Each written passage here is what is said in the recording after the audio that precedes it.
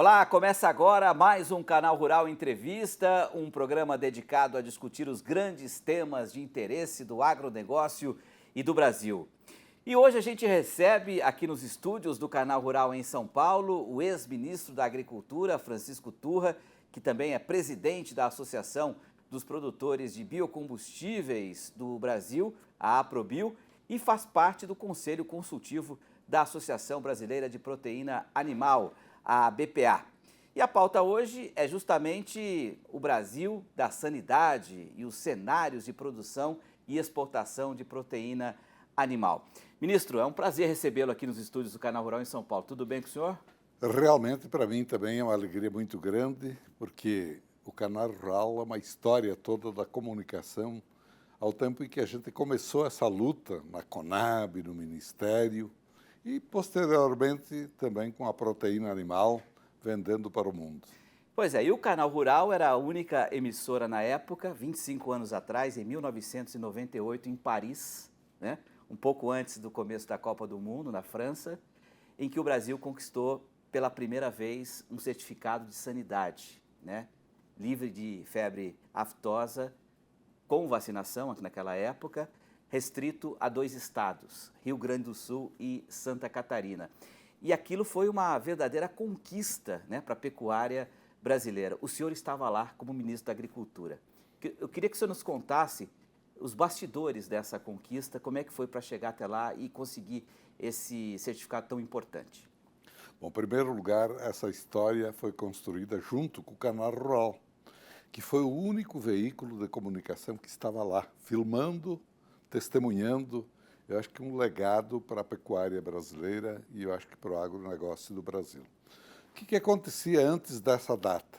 O Brasil, da proteína animal, principalmente da carne bovina, só poderia exportar carne bovina cozida e enlatada. Não podia vender como vende hoje para tantos mercados do mundo. Estava restrito ao consumo nacional praticamente. E já era um grande produtor. Já era um grande produtor, a pecuária tinha um valor expressivo lá fora, mas insignificante aqui dentro. Ser pecuarista era sofrer. Então nós tínhamos no Brasil um grande sonho de um dia ver o Brasil em outros mercados, vendendo essa carne saborosa, deliciosa, que é para vários mercados do mundo que queriam demais. O que é que impedia?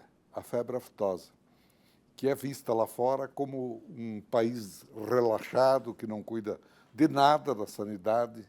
Esse é o grande mal dela, a raiz da doença e também da aversão à doença. O que nós fizemos foi assim: seria impossível você livrar o Brasil da febre aftosa com vacinação. O tamanho que é, disforme como é e de características tão desiguais. Então nós vendemos a primeira ideia que aprovamos e o Canal Rural testemunhou. 160 países do mundo votaram aceitando uma tese que nós defendemos de dividir o Brasil em Brasis, em circuitos pecuários, sul, sudeste, centro-oeste, norte, nordeste, enfim. E foi assim que nós fizemos. Nós só tivemos um voto contrário, um voto. Todo mundo aceitou, entendeu, e um país, o Japão na época, é que se manifestou contra. Foi o início, então, de uma jornada que resultou numa festa na frente da OIE. Delegação brasileira de todos os estados. Eram 40 que faziam parte daquela delegação? Da delegação oficial, pessoas. Sim, mas muitos outros convidados lá estavam vibrando, porque era algo inconcebível. E quem nos ajudou, diga-se de passagem, um ex-presidente da OIE italiano, Romano Marabelli, que foi o guia, o indutor, o condutor, falou país por país, fez a defesa, provocou e nos ajudou a aprovar já o primeiro circuito, que foi Rio Grande do Sul e Santa Catarina. Para vocês terem uma ideia, o Rio Grande do Sul, naquela época, já tinha o maior rebanho do Brasil Eram 12 milhões de cabeças o Rio Grande do Sul naquela época, que para aquela época era muito, né? Muita coisa. E imagina você ter um rebanho desse tamanho e não poder exportar. Não, era para nós o confinamento, porque a gente pegava, tinha, mas não podia nem conversar, ninguém nos aceitava, efetivamente uma condição muito ruim. E os países todos, tão logo a gente conseguiu aprovar, acorreram no encontro que nós fizemos, 60 países assinaram um acordo sanitário com nossos técnicos do MAPA na hora. Tal era o desejo, tal era a represália que havia, indireta, contra uma proteína brasileira absolutamente saudável e da maior qualidade, da melhor qualidade. E é importante destacar também que a OIE, né, que é conhecida como Organização Mundial da Saúde Animal, é uma entidade muito séria, muito rigorosa. Então, essa conquista que o Turra está se referindo realmente foi muito importante, que abriu portas para outras cadeias, né? A avicultura, também a suinocultura, a pecuária de uma forma geral, até a cadeia leiteira. Como é que foi esse processo a partir dessa conquista de 1998? Não, é lógico, eu acho que ela mostrou que o Brasil tem condições sanitárias, cuida, se preocupa, cumpre regras, acordos. Então, eu acho que isso ajudou muito, porque nós já exportávamos carne de aves, o Brasil, desde 2005 é o maior exportador do mundo de carne de aves e também o quarto maior do mundo de carne suína, porém é um quantitativo muito pequeno. Mas carne bovina, nós tínhamos uma presença realmente muito pequena mesmo, minúscula, no mercado internacional, carne cozida e enlatada. Imagine. Nossa. A partir daí, nós fomos crescendo ano a ano. Quando nós retornamos de lá, o presidente Fernando Henrique fez uma grande reunião, eu recordo, na Fundação Banco do Brasil, reunindo secretários da Agricultura, governadores dos estados, anunciando o que havia acontecido na OIE. E aí eu fiz o relato e ele lançou uma meta, exportar 2 bilhões de dólares até o término do governo dele em proteína animal. Hoje nós exportamos mais de 3 bilhões de dólares por mês. Por mês. Por mês. Não é a cada 2 anos, por mês. É esse o Brasil. Então, realmente, acho que foi um legado, uma história muito bonita, difícil. Havia, assim, muito ceticismo. O Brasil não imaginava que fosse receber um sim da comunidade internacional para algo tão inusitado, dividir o país em pequenos países e aqui dentro manter regras. Por exemplo, não podia transportar gado em pé, carne com osso, um monte de regras que a gente tinha que cumprir como se fora países dentro do Brasil.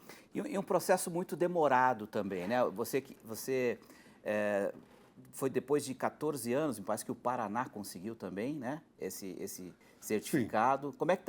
Como é que é o avanço nessas conquistas? Bem, E que é muito demorado, não? hoje o Brasil, 25 anos depois, livre com vacinação é todo, já é. Agora a luta é ser livre sem vacinação, que é um outro ganho muito grande. Por quê? Está tão impregnado na alma do consumidor de outros países, de alguns, Japão, México, China, que eles não compram carne suína de outros estados, a não ser Santa Catarina, que é livre sem vacinação. Agora, Rio Grande do Sul e Paraná também são, mas ainda não aceitos por esses países, ainda não. E o Paraná foi até antes do que o Rio Grande do Sul? Ou foi Foi depois? praticamente na mesma sessão da OIE. É quase concomitante, mas teve um avanço, se apressou, juntou processo, cumpriu as regras antes do Rio Grande do Sul. Bom, como é que o senhor vê a questão da sanidade no Brasil? O Brasil pode ser considerado uma referência em relação à sanidade animal. A gente viu casos de gripe aviária aí afetando vários países do mundo. Que preocupações o Brasil tem que ter, já que é o maior exportador de proteína animal do mundo? Bem, o Brasil é o maior exportador porque tem uma sanidade, eu diria hoje, impecável. Olha, esse fato da influenza aviária é quase um milagre não ter acontecido aqui, honestamente. Por quê? Não depende apenas do cuidado interno, que é muito grande, muito profissional. Telamento dos aviários, ninguém entra num aviário, num incubatório, numa indústria, sem estar devidamente preparado, sem você ter a quarentena. Então, é muito cuidadoso. Mas não é só isso, porque as aves migratórias, elas percorrem distâncias imensas, da Argentina para cá, do Uruguai para cá, e o Uruguai e a Argentina com focos, e o Brasil conseguiu passar incólume. Então, o Brasil cuida muito.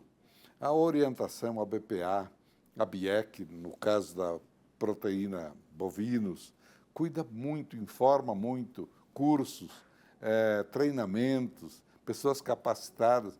E o governo, nesse sentido, sempre tem ajudado, seja qual for o governante no poder, todos veem como importante o agro e principalmente a exportação de proteína animal. A demanda é inacreditável. Imagine você agora ver a avicultura exportando 15% em média a mais nesse ano, um ano de crise internacional. E em valor, aumentando o valor a cada ano. Então é muito importante que a gente mantenha a sanidade, sustentabilidade, cuidado que a gente tenha, a qualidade do produto, porque você engana uma única vez o consumidor. E, para nós, não há diferença o prato do consumidor do país mais exigente com o prato do cidadão brasileiro que consome essa proteína. É o mesmo produto. Perfeito. Foi uma conquista realmente muito importante para o agro brasileiro, para a pecuária brasileira, essa conquista lá na OIE, em 1998, na França. A gente vai para um rápido intervalo, mas a gente vai voltar daqui a pouquinho, porque tem muitos assuntos interessantes. Vamos falar sobre Plano Safra, vamos falar sobre a questão de políticas agrícolas, vamos falar um pouquinho sobre a Aprobio também. Combinado, Turra? Pois não, estamos às horas. Então, o Canal Rural Entrevista volta daqui a pouquinho, depois do intervalo.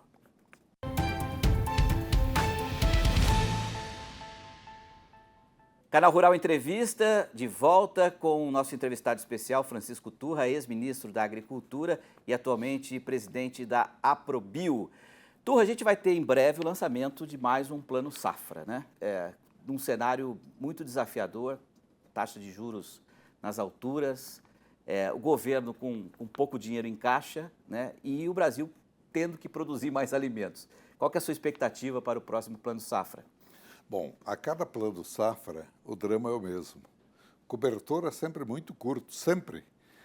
Nesse governo, nos outros governos, no meu tempo, o grande drama, a ansiedade de programas são muito maiores do que os recursos disponíveis sempre. Porém, eu acho que nós já atingimos um grau de maturidade e também já temos outros meios para financiar a nossa safra bastante interessantes. Hoje há fundos, há organizações que acreditam no mercado brasileiro, na produção brasileira, em produtos brasileiros e jogam aqui verdadeiras somas importantes, fantásticas, né, para também financiar. Então, não é diferente você, de repente, encontrar um fundo que ofereça recursos disponíveis a determinado setor. Mas, é claro, o desenho da colheita, ele está muito no desenho do Plano Safra. Se você estimulou determinado programa, suponhamos, tem que ter recurso para a construção de silos, é uma carência. Ou tem para fertilização de solo, para a modernização da bacia leiteira para determinado produto, o efeito ele é imediato. A gente vê no ano em curso as coisas acontecendo. Então, eu acho que todo esforço é necessário e você falou uma coisa importante. O juro elevado é um inimigo perigoso. No governo Fernando Henrique, todos os produtores que lembram, a maior obra para mim foi a renegociação das dívidas, porque havia gente, produtor, que comprou um trator, pagou 2 e devia mais 3. É incontrolável.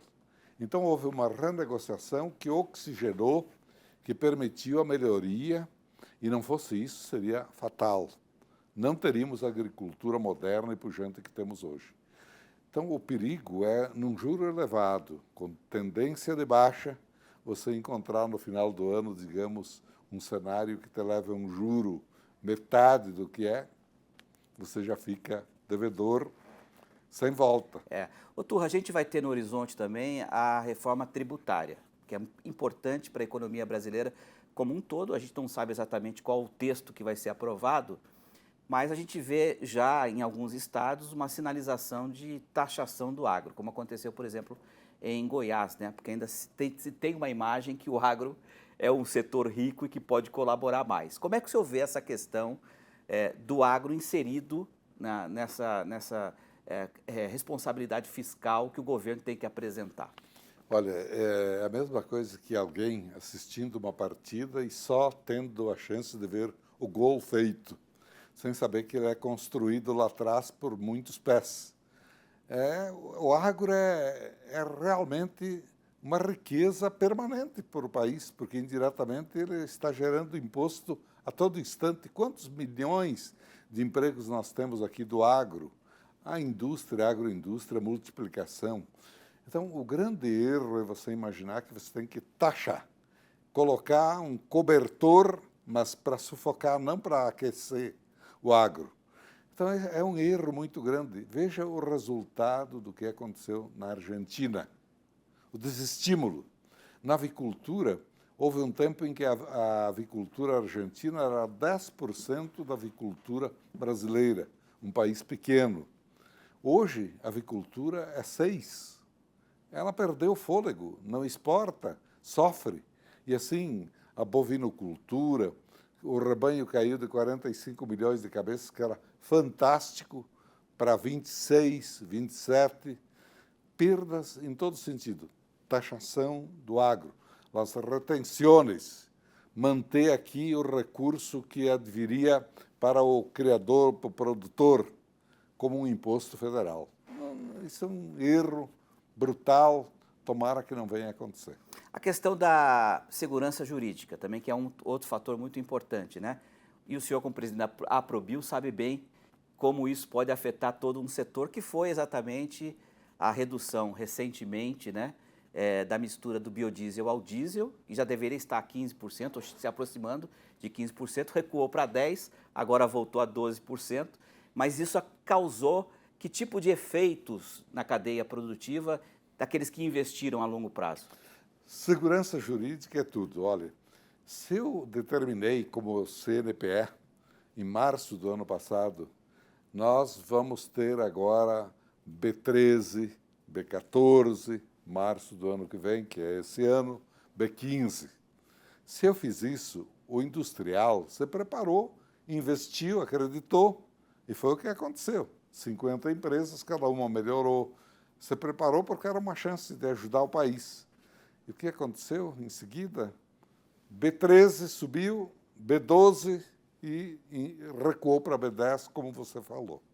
E até este ano, até o mês de abril, B10.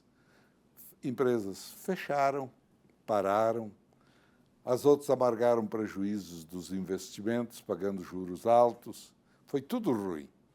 Num ano em que nós tivemos aí a maior safra de todos os tempos, que precisava ser industrializada, porque não apenas o biodiesel, que é um produto, o farelo de soja, ele alimenta as aves, os suínos, os bovinos, os peixes, tudo. E daí, se você tem um percentual menor, há uma pressão sobre os custos e o farelo vai às nuvens. E o que aconteceu?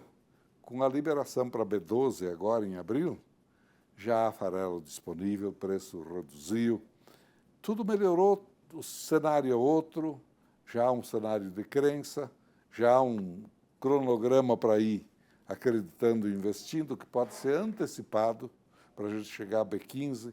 Há países que já têm B20 e Estados Unidos não é do quinto mundo, é de primeiro mundo. Há países que são importadores do nosso biodiesel, Estados Unidos, a Bélgica. E aqui dentro ainda há detratores, há pessoas que, por hábito de denegrir o Brasil, costumam indicar problemas, olha, mas o carburador, e é isso mesmo. Ô, Turra, a gente está chegando no minutinho final, eu queria aproveitar esse minuto final para que o senhor fizesse uma rápida avaliação de quais são os principais desafios do agro daqui para frente, em termos de infraestrutura, logística, questão tributária, Quais são os principais desafios, da porteira para fora? Olha, você praticamente já elencou uns que são importantes. A questão logística é o custo Brasil. Tem que haver ferrovia, tem que haver hidrovia, o transporte multimodal tem que chegar. Nós temos que ter cuidado com a tributação também, é um outro tema importante. Não tenho dúvida nenhuma que também a sustentabilidade, a sanidade tem que valer para todos, já que nós somos um país que oferta pratos de comida ao mundo e muito, a gente tem que ter assim a condição de ser responsável por esse ato que nós fazemos, para nós e para os outros. Francisco Turra, muito obrigado pela sua participação aqui, pela sua visita aos estúdios do Canal Rural. Foi um prazer e, mais uma vez, parabéns, em nome da pecuária brasileira de uma forma geral, pela conquista de 1998. Parabéns. Muito obrigado. E parabéns ao Canal Rural, que não fora ele, a gente não tinha. Eu recebi fitas da ex-senadora Ana Amélia e também dos que acompanharam todo esse trabalho monumental. Então, eu acho que o Brasil agradece, porque é um legado mesmo. Obrigado. Pois é, o Brasil não ganhou a Copa do Mundo na França, né, em 98 de futebol, mas saiu de lá com uma conquista talvez não, com certeza, mais importante. Nós conversamos, portanto, com o Francisco Turra, que é presidente da Aprobio e também foi ministro da Agricultura em 1998, final da década de 90. Esse foi mais uma edição do Canal Rural Entrevista. Obrigado pela audiência. A gente volta a se encontrar numa próxima edição. Obrigado. Até lá. Tchau.